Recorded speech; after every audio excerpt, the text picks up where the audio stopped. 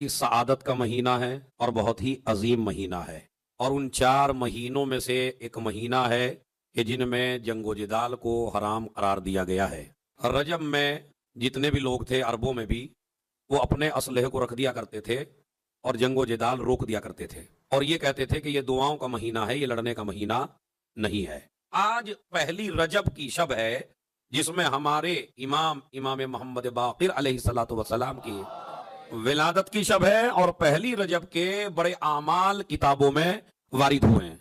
مثلا ایک عمل جسے آپ ابھی سے کر سکتے ہیں، گھر جائیے تو کر سکتے ہیں، زیارت امام حسین علیہ الصلوۃ والسلام۔ آج کی زیارت خاص زیارت ہے جو 15 رجب میں پڑھی جاتی ہے اور 15 شعبان میں پڑھی جاتی ہے۔ اس کے لیے 3 لفظ آئے ہیں، یا 15 رجب کو پڑھیے، یا 15 شعبان کو پڑھیے، یا پہلی رجب کو پڑھیے۔ تو ایک ہی زیارت ہے جو ان تینوں دن پڑھی جاتی ہے، اور روایت میں موجود ہے کہ جو انسان پہلی رجب کو زیارت امام حسین پڑھ لے، اللہ اس کے سارے گناہوں کو معاف کر دیتا ہے اور پاک و پاکیزہ بنا دیتا ہے۔ یہ زیارت ہے جو آج ہی کے دن کی وارد ہوئی ہے، یعنی آج ہی کی رات کے لیے ہے۔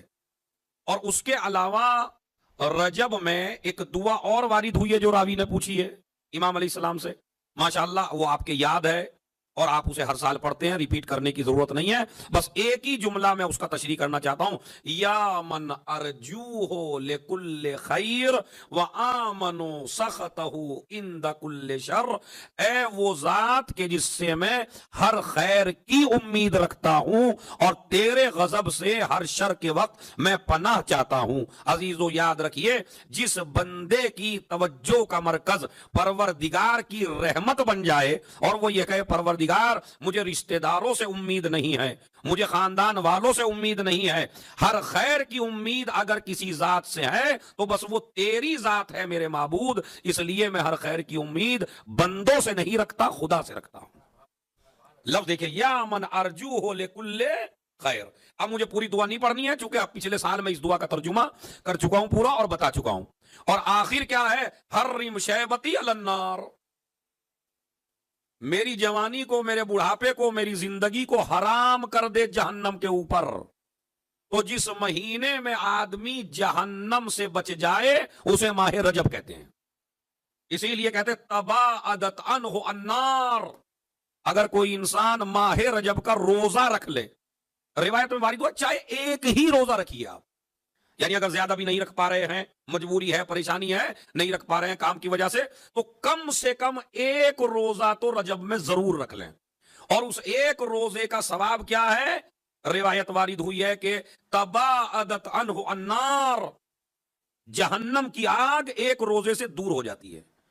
وَوَجَبَتْ لَهُ الْجَنَّةُ، اور جنت انسان کے اوپر واجب ہو جاتی ہے، اس لیے کہ روزہ سپر ہے جو جہنم کے اور آپ کے درمیان میں حائل ہو جاتا ہے۔ جب آپ پہنچیں گے محشر میں اور کسی عمل کی وجہ سے آپ کو جہنم کی طرف لے جایا جائے گا تو روایت موجود ہے سب سے پہلا عمل جو آپ کے اور جہنم کے درمیان میں حائل ہوگا اسے روزہ کہتے ہیں۔ یہ روزہ آپ کو جہنم میں جانے سے بچا لے گا، تو لہذا کل آپ روزہ رکھ سکتے ہیں، اور کوشش کریے کہ روزہ ہم ضرور رکھیں، تو چاہے ایک ہی روزہ رکھیں۔ اور اگر 7 روزے رکھ لیں تو روایت موجود ہے جہنم کے 7 دروازے ہیں اور جنت کے 8 دروازے ہیں۔ روایت میں قرآن مجید میں کہ جہنم کے 8 دروازے ہیں 7، اور جنت کے 8 دروازے ہیں۔ اگر کوئی 7 روزے رکھ لے تو اللہ جنت کے 8 دروازے اس پہ کھول دیتا ہے اور جہنم کے 7 دروازے اس پہ بند کر دیتا ہے۔ تو اگر اتنا بھی ہم نہیں کر سکتے اور پھر ہم دعوے دار بھی ہیں کہ ہم علی والے ہیں، ہم حسن والے ہیں، ہم حسین والے ہیں، ہم امام والے ہیں، عزیزو دعوے سے کچھ ہونے والا نہیں ہے۔ اپنے عمل سے اگر قریب ہو سکتے ہیں آل محمد سے تو جتنا جتنا عمل آپ کو قریب کرتا چلا جائے گا اتنا کوئی چیز آپ کو آل محمد سے قریب کرنے والی نہیں ہے۔ لہذا رجب جنت واجب ہوتی ہے، رجب میں جہنم حرام ہوتا ہے۔ رجب میں یہ روزہ سپر بنتا ہے، اللہ کی مرضی کا مالک انسان بنتا ہے۔ یہ اسألہ التوبہ، یہ تسبیح وارد ہوئی ہے رجب میں، یعنی ان الفاظ میں تسبیح کرے، استغفر اللہ واسألہ التوبہ، استغفر اللہ واسألہ التوبہ، استغفر اللہ واسألہ التوبہ۔ نبی کہتے ہیں زیادہ سے زیادہ کرو، کیوں؟ ھذا شہر عظیم، کیا الفاظ ہیں معصوم کی زبان سے نکلے ہوئے، کہتے ہیں اس میں نیکیوں کا ثواب ڈبل ہو جاتا ہے۔ رجب میں نیکیوں کا ثواب ڈبل ہو جاتا ہے. اب آپ کہیں گے ارے بھائی نیکیاں تو نیکیاں ہیں چاہے کسی بھی مہینے میں کریے, رجب میں ڈبل کیوں ہو جاتا ہے؟ اس لیے کہ جب نیکیاں کرتے ہو تو 13 رجب کو ذکر علی بھی کرنا پڑتا ہے. ایک صلوات بھیجے محمد اور آل محمد. 5ویں حجت کا بھی تذکرہ کرنا ہے. حد یہ ہے کہ ایک روزہ, خالی آج مجھے روزے کے اوپر تھوڑا سا بیان کرنا تھا رجب کے حوالے سے تاکہ جوان لڑکے اس کی طرف زیادہ مائل ہوں. کہتے ہیں اگر کوئی انسان بہت زیادہ سونا بھی راہ خدا میں خرچ کر دے تو یہ سونا بھی ایک روزے کا مقابلہ نہیں کر سکتا. یعنی ایک آدمی نے ایک روزہ رکھ لیا اور ایک آدمی نے نہ جانے کتنا سونا راہ خدا میں دے دیا, تو اسلام کیا کہتا ہے؟ نہیں, جس نے روزہ رکھا ہے وہ زیادہ قابل احترام ہے, اس لیے کہ روزہ سپر ہے.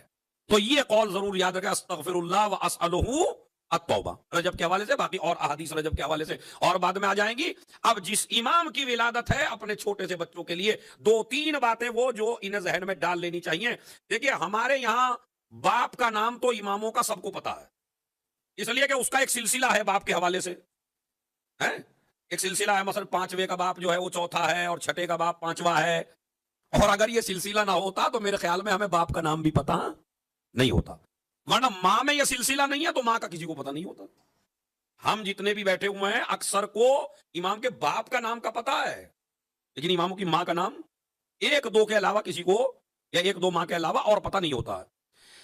جس امام کی آج ولادت کی تاریخ ہے اور جس امام سے آج آپ کو بھیک مانگنا ہے اور جس امام سے آج آپ کو دعا کرنا ہے اور جس کے صدقے میں انشاءاللہ آپ کی ہر دعا کو قبول ہونا ہے, اس امام کی فضیلت کے لیے میں اتنا ہی کہنا چاہتا ہوں کہ پوری دنیا میں ایک جوڑا کہ جس کے حسن و حسین پیدا ہوئے تھے, یا تو وہ علی فاطمہ کا جوڑا تھا یا دوسرا روئے زمین پہ جوڑا اس کے ماں باپ کا ہے کہ ماں کا نام فاطمہ ہے اور باپ کا نام علی ہے. اب دیکھ لیجئے, باپ کا نام علی زین العابدین, ماں کا نام ہے فاطمہ. اور کمال کی بات ہے ہمارے تمام فریقین جتنے بھی ہیں, تمام مسلمانوں کی کتابوں میں یہ حدیث موجود ہے, الحسن والحسین سید شباب اہل الجنہ. حسن و حسین جوانان جنت کے, زور سے بولنا جوانوں, حسن و حسین جوانان جنت کے سردار ہیں. اس امام کی یہ خاصیت ہے جو دنیا میں پیدا ہوا ہے کہ اس کو ماں کے اعتبار سے بھی دیکھیے تو بھی سلسلہ سردار جنت پہ جا کے تمام ہوتا ہے, اور باپ کے اعتبار سے دیکھیے تو بھی سلسلہ سردار جنت پہ جا کے تمام ہوتا ہے. تو لہذا ماں ہے فاطمہ, جسے جس رخ سے دیکھا جائے معصومہ. باپ کے اعتبار سے, چچا کے اعتبار سے, بیٹے کے اعتبار سے, پوتے کے اعتبار سے, یعنی جو عصمت کی 4 دیواری میں ہو اسے فاطمہ کہتے ہیں. یہ ایسی بیوی ہیں. اسی امام کی ایک حدیث میں نے آپ حضرات کی خدمت میں پیش کی ہے جسے آج آپ کو اپنے گھر تک لے کے جانا ہے حدیث کو, کیونکہ آج کل ہوتا ہے مجلس خالی امام باڑے تک ہوتی ہے, گھر تک نہیں لے جاتے. میری جوانوں سے گزارش ہے اس مجلس کو گھر تک لے جائیے. من ثبت علی ولایتنا فی غیبت قائمنا, حدیث سونے کے حروف سے لکھنے کے لائق ہے. 5ویں امام کی حدیث ہے, کیا فرماتے ہیں؟ جو انسان ہماری ولایت پر باقی رہ جائے ہمارے قائم کی غیبت میں, یعنی زمانہ کون سا جس میں ہم اور آپ ہیں, جو انسان ہماری ولایت پہ باقی رہے ہمارے قائم کی غیبت میں, تو کیا ہوگا؟ اعطاہ اللہ لہ اجر 1000 شہید, اللہ اس ولایت پہ باقی رہنے والے کو 1000 شہیدوں کا اجر عنایت کرے گا.